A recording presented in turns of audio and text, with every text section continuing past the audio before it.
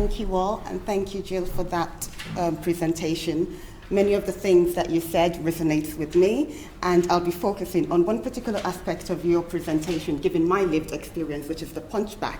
And I'm going to use narratives and literature and evidence to unpack and kind of deconstruct what happened in the field. So the presentation is, first of all, motivated by several factors.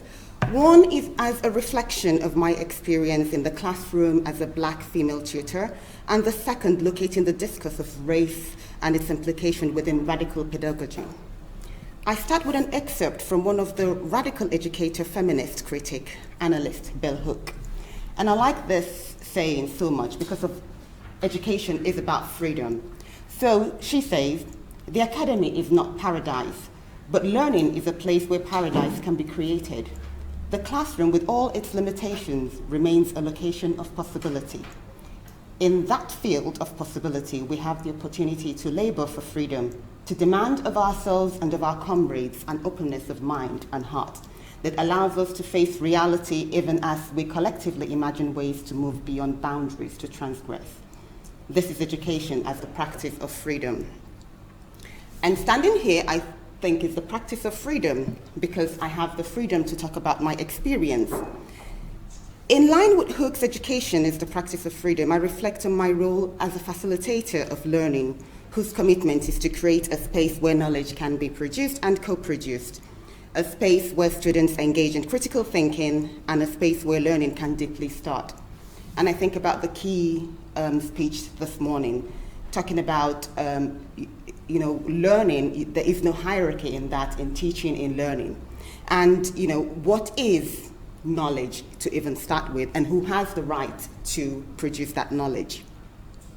The aim of this presentation is to highlight through storytelling one way in which racialization and epistemic violence is embedded in higher education practices, and to highlight some of its implications. I acknowledge the multiplicity of discourses shaping violence. So in higher education, we have violence. Student, staff, student, male, female, higher, lower. So there are different types of violence that happen within academia. But I'll be telling one specific one that I've experienced recently. I acknowledge that there are different voices within the Black minority ethnic group. I seek to lend an authentic voice and to add to the different stories out there on everyday racism and violence in higher education.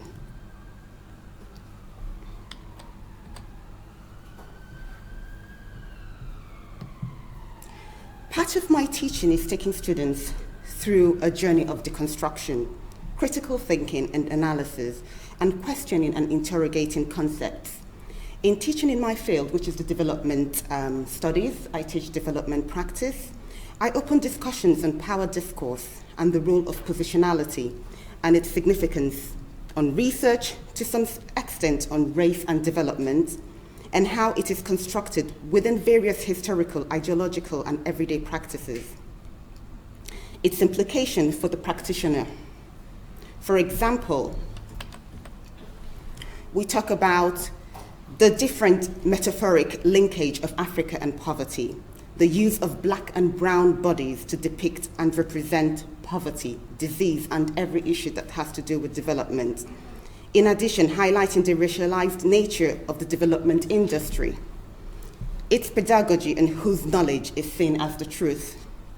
Silences around racialized discourse in international development has been written about by different scholars such as Kothari, White, and Grovogiu, and several other scholars.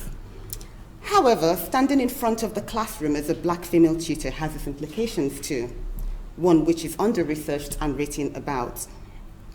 So for the past 5 years, I've taught the Development in Practice module and accompanied students on their international field trip. So class sessions that we cover global trends, development practice, tools used in development practice. Some of the class activities include the act of critical thinking and reflexivity.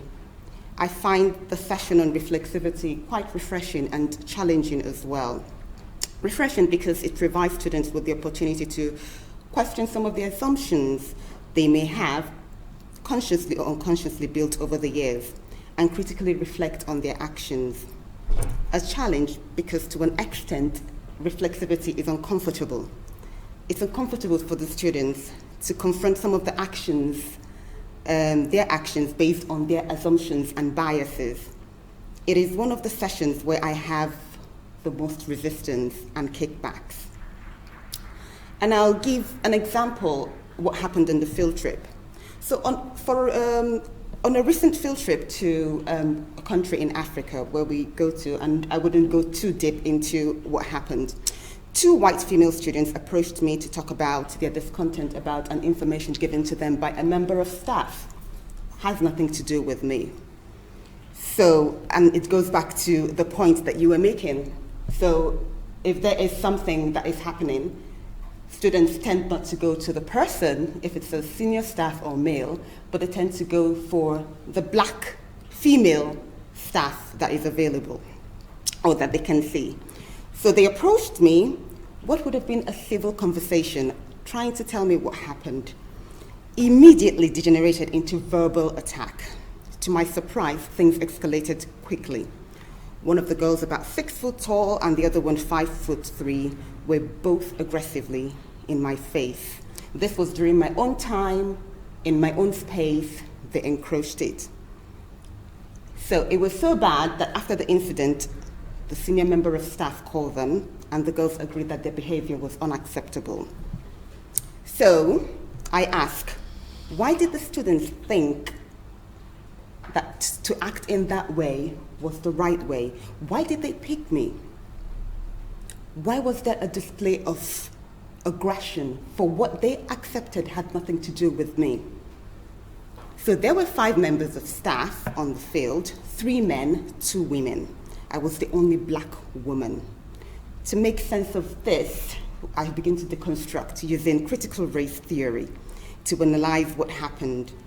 It provides counter story to dominant explanation. So when I said it had to do with race, every other person gave a different explanation, but I will focus on race today.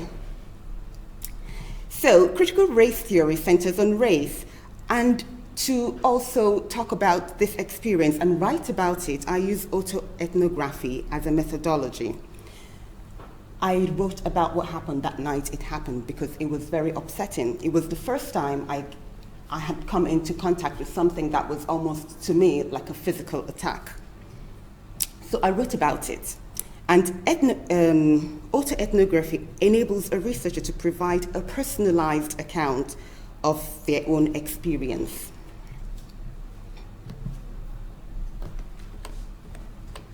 So going back to development and thinking about violence within higher education institutions, mine is not an exception. Acts like this that happened to me are quite prevalent.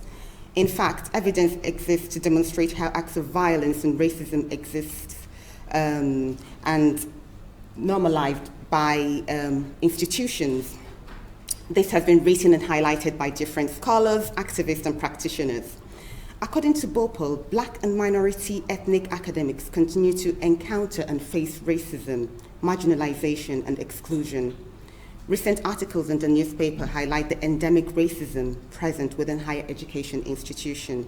Some headlines, as we can see, use even strong words as demeaning environment to describe what is going on. More so, institutions have been accused of complacency in dealing with issues of racism and complaints. Furthermore, Black minority ethnic staff and students have narrated how their complaints of racist attacks have either been dismissed or trivialized by managers and people in authority. So I focus on 2 main questions posed by this conference as I also continue to deconstruct what happened. I will be answering, what does it mean to have radical anti-racist approach to teaching and learning? What constrains our ability to bring radical approaches to the classroom? So my first journal entry, why did they act so violently and why did they react with so much rage? I'm not even asking why me, but why did they act so violently for something they know had nothing to do with me?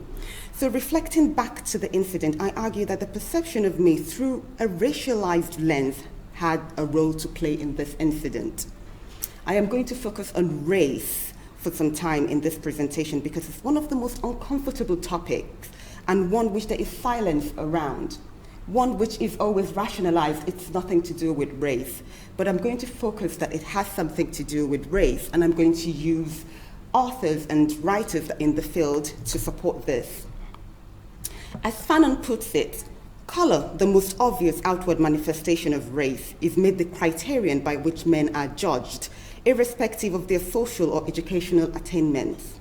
Hence, when something goes wrong, the black person becomes visible, and the authority of the question, the teacher questioned. So in terms of visibility and invisibility, so black tutors are not visible when their works are to be encouraged, when their works are to be published out there, but becomes very visible when something is at fault, when there is something wrong, that is, you are pinpointed that it is your own fault. It is you who has brought in or has given wrong information. According to Daniel, there is an ongoing questioning of your right as a black tutor to occupy the space that's imagined white, hence the assumption of black staff operating in a space outside the imaginary of who a teacher should be or look like. Epistemic violence happens within this space where the tutor's knowledge is questioned and undermined through acts like this. The role of representation has a role to play in how students find it easy to target the black minority ethnic staff, in this case, myself. And this saying by Dyer encapsulates what I'm saying. How we are seen determines in part how we are treated. How we treat our others is based on how we see them. And importantly, such saying comes from representation. So it comes from how students see us. And racialization is also hierarchization. You hierarchy, you put race within hierarchy. So how you see someone beneath you, teaching you, is how you treat them. And I still stand on talking about blackness, and all these writers have written about the pedagogy of teaching while black. As Smith and Lander argue, blackness or otherness continues to be posited as a category of inferiority, deficiency in relation to, or more accurately in opposition to whiteness. And as Fanon states, in The Fact of Blackness, the black man does not know what moment his inferiority comes into being through the other. Authors such as Daniel state that black tutors are looked down upon and rated as being less valuable than their white counterparts. Therefore, when a black tutor stands in front of the class with their experience and knowledge, their blackness is never far from what they are perceived.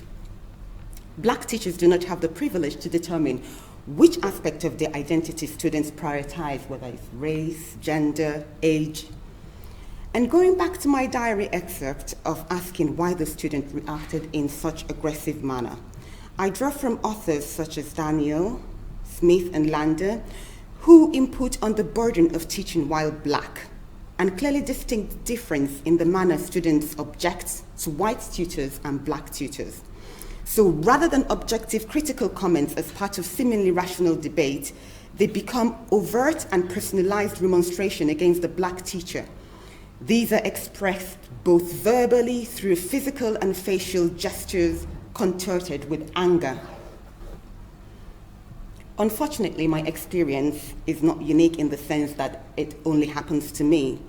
In fact, it has been written in a lot of literature, which I have put some here. And to the next question, employing an anti-racist approach to teaching and learning is to be isolated. You feel like you're on your own doing this kind of teaching. So you're burdened with not just being black, but also doing anti-racist teaching and doing racialized teaching within academia. One of the things that epistemic violence does is to undermine and silence the tutor. BME tutors are part of the institutions, but many feel alone. Daniel posits that when black tutors experience violence or racism in the classroom, there's always an attempt to rationalize it, to explain it away, to diminish it, and to provide counter explanation. And Farah Ahmed covers this so well in her book on being included, racism and diversity in institutional life. She talks about how the institution is even valued more than the human. It's treated like if you complain about racism or if you complain about things to do with racism, it becomes like injury to the institution. And I say, as long as we remain silent about what is hurting us, it will continue to happen to us, and those who suffer will continue to bear the burden of what's happening out there. And to complete this, I'll be reflecting on these particular words by Jose, reflecting on the incident that I talked about and the literature that I draw from. Violence against black tutors, black female tutors, are something that happens quite often that we know. Many do not talk about it because either they are in precarious contracts, they do not want to rock the boat, or they just want to remain, to keep things as they are. The neutrality around race and not paying much attention to the impact of racism continues to cause more harm to black tutors. This was raised in the case speech that we heard this morning.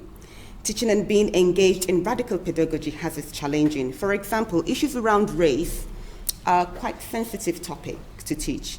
And this is what is captured by Jose here, that learning about racism often pulls on our emotional strings. Black students sometimes express their hurt and anger, while white students sometimes remain silent or express their hurt, shame, and discomfort. The lecturer's racialized identity is an important factor in these emotional exchanges. Black lecturers are sometimes judged for their loyalties and sensibilities with the black community, while white lecturers are questioned for their understanding and sympathies with race and racism issues. And as I end and conclude, each time incidents of violence happens and is diminished, rationalized, or dismissed, it reinforces violent behavior and normalizes it, and this continues to happen over and over again. Thank you very much.